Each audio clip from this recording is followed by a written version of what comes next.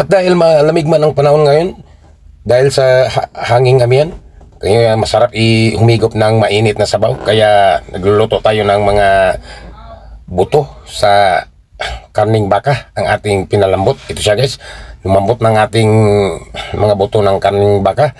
Kaya atin ang lagyan ito ng mga lamas, itong sibuyas bombay, sibuyas daon, bawang, luya, at saka naman kamatis, at may sili pa itong mahaba. So guys, madaming mga lamas natin ang ating sinawag natin sa ating niluluto na mga buto ng karning baka na ating ginawa na lagang buto sa karning baka. Kasi ating nang lagyan natin ng asin pang panimpla natin.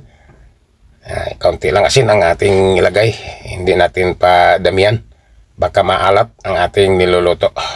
Hindi natin dagdagan ito ng sabaw kasi nga madami na, sakto na sa sabaw. At lagyan naman natin ng mga pangpasarap natin sa ating niluluto, itong magic sarap, at dagdagan pa natin ito ng kaunting pangpalasa sa ating ginawa na ulam.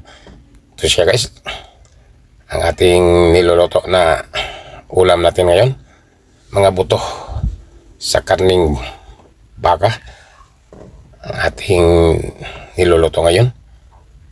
Ating papawan ito ng tubig, ang ating mga lamas. Atin munang takpan sandali.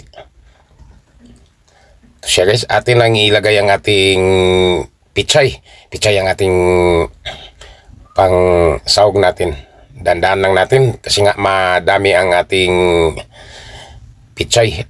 Tinimpla na natin ito upang hindi tayo mahirapan sa pagpanimpla. Kapag timpla natin na may nilagay na natin ang ating pichay, mahirapan tayo kasi nga madami ang ating sahog at umapaw ito sa ating kawali. Sa pagluto itong pichay, konti na lang ito. Ito siya guys, ang ating niluluto na nilagang mga buto ng karning baboy, at may sahog natin na pichay. Ating papawan ito ng tubig, ng sabaw niya, upang madali itong maluluto. Madali lang maluluto itong pichay kasi nga mga daon lang ito. Ito siya guys, at atin naman ito siyang takpan natin ulit.